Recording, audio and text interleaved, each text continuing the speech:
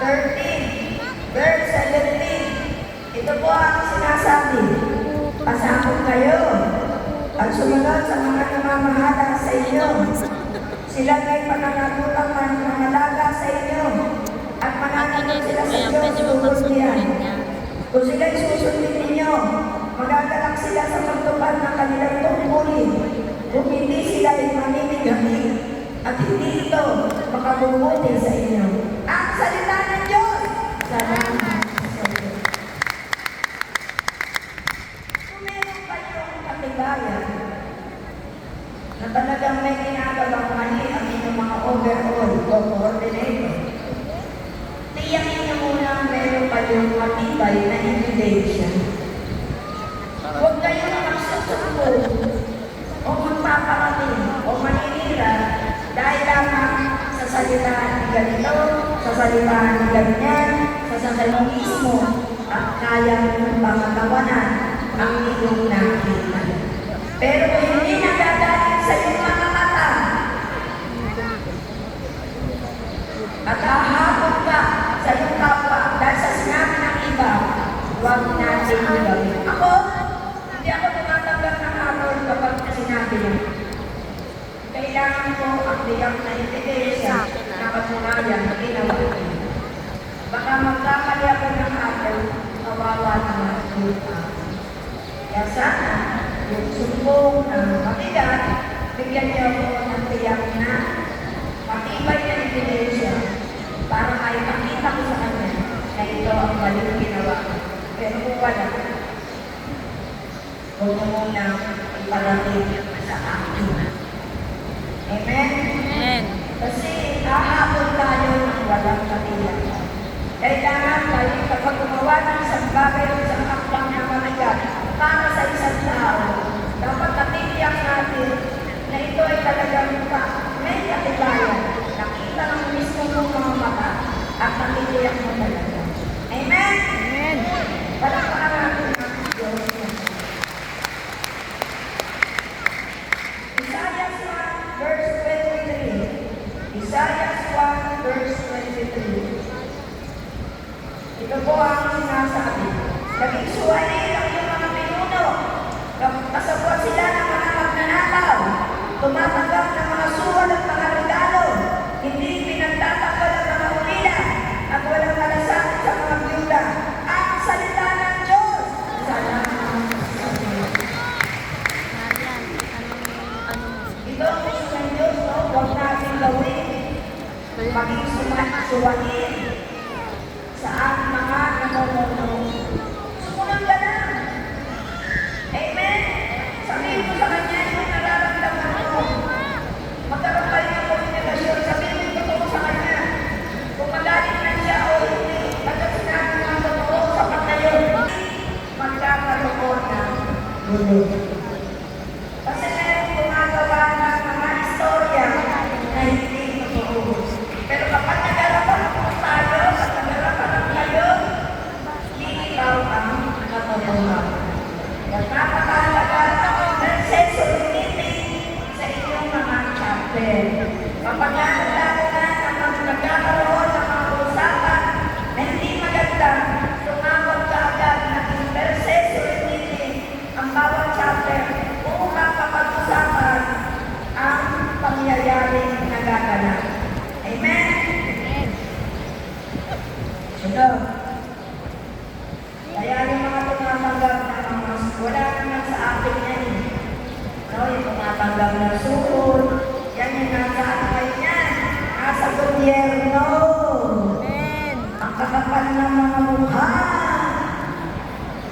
Masunod-sunod na yung mga kaluluwa sa gobyerno. Hindi pa rin sila tumitingin ng paggawa ng mga pata, paggawa ng pagsasalita ng walang katiyakan, pagsasalita ng pabor sa kanila. Hindi nila sabihin ng katotohanan.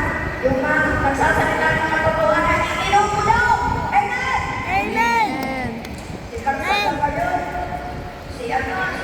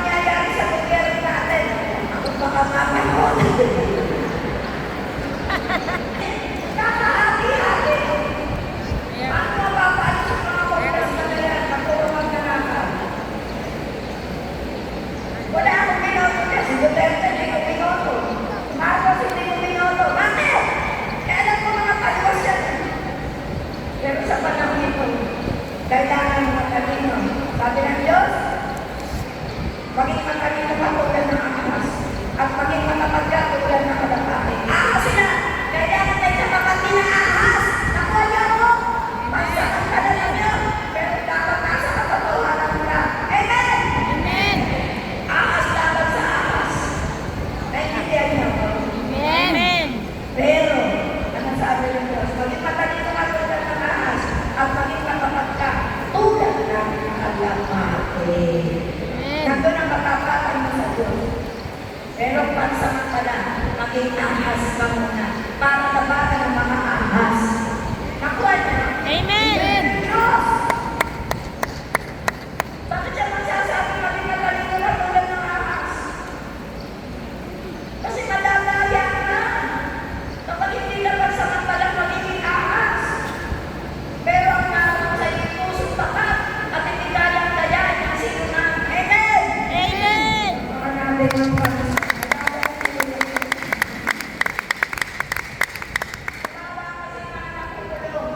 Dahil sa political dynasty o sa political, yung mga yupi, pinapalilos, mga matatalino. Eh kung hindi dahil sa mga matatalino na yan, baksak na ang Pilipinas. Amen? Ang ihahamutan natin sa ating mga ordinaryo ng tao. Sana kami matalino kayo. Isipin ninyo, nakita niyo ang kuryente ngayon? Magkano tinaas? Oo nga. Yung ₱100 pinabayaran ngayon, ₱500 na. Amen. Bakit tayo na nakalisin ang 12% na? Bakit yan si Rose? Sino ba yan? Gordon. Yung asawa ni Nena? Si ano? Diretso? Sila ang mga ng 12% na yan? Vilma. Natulog nila yan eh. Di ba lahat? Bababaan lahat. Amen. Ang tingnan ng 12% ba? Kung ayaw kayo sa mga senador na nagsasabing kagalingan ba? Ano mo sila alisin? 2% man lang. Ang alisin natin, mawawala sila na nanakawin. Diyos ko, mga walang yan eh. Jesus name. Kung mga bansa ng mga iniisip, hindi sa totoong mga kapangkabayan. Amen. Sila yung sasapag na namin sa ito. Hindi lahat nakikinaba. Hindi tama yun. Ako gawin yung presidente. Ibigay ko yung mga agricultural na binibenta. Ibigay ko lahat yun. Gagawin ko isang agricultural na para kahit kailan ay matutulong ang bansang Pilipinas. Amen. Amen. Jesus name. Para sila kumita, ay kaya everyday, daily. At ang lahat ng bigas pumunta sa NLA. Lahat ibebenta na muna sa lahat ng tao. Amen. Sa buong Pilipinas. Amen? Bakit hindi lang magawa? Kasi naghahanap sila ng pera. Amen. Jesus name. Uy, Jesus name. Magiging masama ka na. Amen. Pumasok sa politika. Puro banga yan. Magiging masama ka rin. Sana nga, may mga tao kayo ng mga totohanan sa ating gobyerno. At ano sila? Suportahan mo sila. Huwag kayong mayon sa idol nyo. Nakikita nyo na hirap ninyo. Hindi ba kayo kumikilig sa pag-idolize? Yo. Lalo nga ng kuryente nyo kung nakabigas. 20 pesos. Mahigit pa. Sa atin nga, 15 lang eh.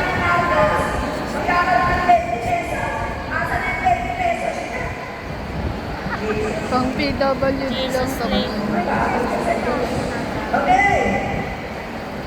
Baka saan ako makapunta? Wanda di dapat. Bakit na ba ito? Di pa po. Wanda sa loob di dapat. Sabi mga kaibigan, Kisha, baka pwede mag-ano ka. Sabi niya, yung katulad ng araw na tumayo kayo sa katotohanan. Si Cardinal C at si Bishop Pakani. Sabi niya, matanda na ako.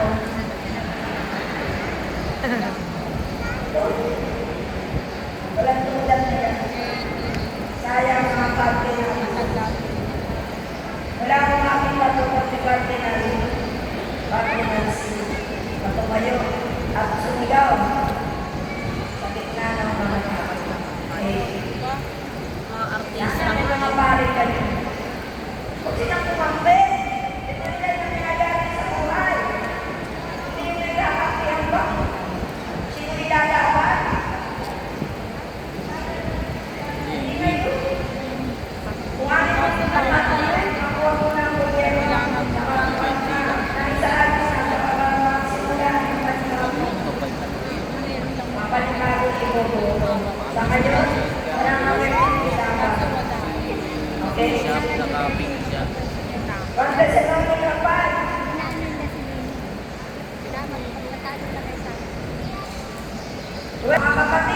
Ipinapakiusap namin, igalang ninyo ang mga nagpapakahirap sa pamamahala at pagtuturo sa inyo alang-alang sa Panginoon. Pagkukulan niyo sila ng lubos na paggalang at pag-ibig dahil sa kanilang gawain. Mamuhay kayo ng mapayapa. Ang salita ng Diyos!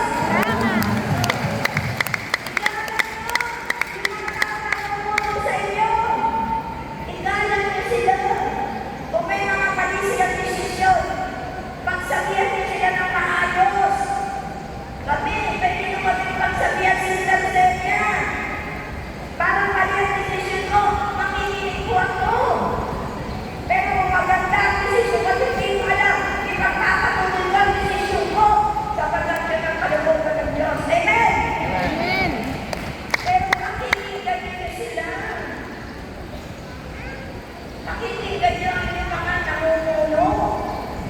Sabihin niyo kasi minsan, yung nagpapayo, may sariling interes. Pakikinggan niyo yung payo niya ay pang sariling interes. Huwag kang sumunod bilang namumuno. Sundin mo laman ang puso mo. Sundin mo balita ka para sa lahat. Hindi para sa ikilang lang. Amen! Pero sabihin niyo naman ang puso niyo, kahit pa siya namumuno sa magandang paraan at sa maayos na pananalita. Amen! Amen! Ang inyong Jesus' namumuno name. nagpapakahirap sa inyo. Yan ang sinabi ng salita ng Diyos. Okay, good. Matayan 20 verse 28. Sinasabi, sapagkat kami ng anak ng tao ay naparito, hindi upang paglingkuran, kundi upang paglingkod at ianay ang kanyang buhay sa ikatutubos ng marami. Ang salita ng Diyos.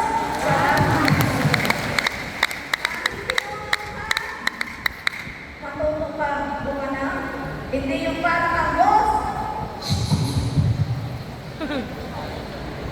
Alam ko yun ah. Kaya mo gawin mo. Amen. Hindi yung kakabutin mo lang yung baso, kakabot mo ka. Ako may kapatid ako ganyan. Ganyan tubig. Kapag may baso, ayun ang sarapan mo, abutin mo. Ako sa puso. Kasi ako yung gusto. Ako yung gusto-gusto. Wala ka sa kanila. Ayan lang yung ano sa yung pamabot. Kung kaya mo, gawin mo. Yung mga namumuno, huwag kang utos ng utos. Amen! Amen! Ako may namumuno sa akin. Alam, hindi ako sa puso mo. Baka nagpumali, inuutos ka. Utos mo na. Ikaw mo. Oo. Ako ganun din. Bata pa kasi ako ganyan. Alam ko kaya mo gawin, basta ako magagawa. Gawin mo. Kasi ako kahit namumuno ako, gagawin ko yung kaya kong gawin. Amen! Amen! Ay mo na yung tubig, di lumabot. Parang ang bossy. Nandito sa iyo, hindi yung pagpatikuran, yung pagpatikuran.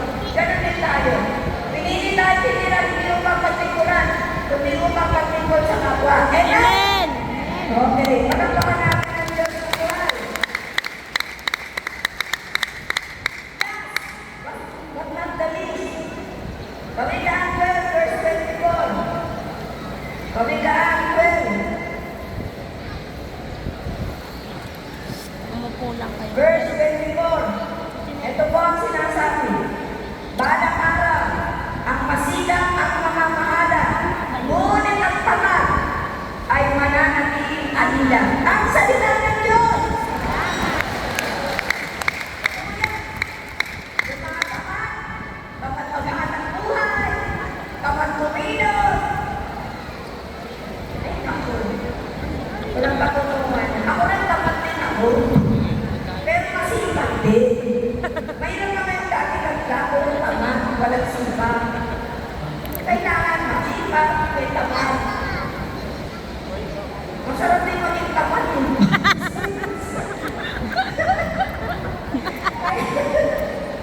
Tandaan. Oo. Ang gagawin yan. Masipag sa oo. Ako rin din. Dasaya. Tapos na may selfie. Sana ang madali. Yung selfie ko yan, pag nagkakanta sa akin yan. Pero tinatamad pa akong gawin. Wala pa ako sa mood. Pero pag pinirap yan, ang ginawa ko yan, hanggang magdamag yan, tatapusin ko. Yun ang ugali ko. Kaya natamad ako ng masipag. Because sinasabi masipag ako. Pag tinamad ako, hindi ako kinilos. Gusto ko muna magkape. Manood. Oo, Pero kasi pag kailangan kailangan na, bilis na katawan, kailangan ko na kumilos. Kasi meron ako anniversary. Kailangan maligo na. Kailangan tumakbo na. Oh, Jesus name. Kaya mahirap mo mag-jet set pa. Kaya, sinasa niya, pag wala kang selfie sa gansini, binigay ko na lahat sa kanila. Kaya ako na. Marami na akong kapanan. Amen. Bago may sakit. Bago may kapaghangan. Kukunin ko na lahat dyan. Ako po. Kapag nga ako eh.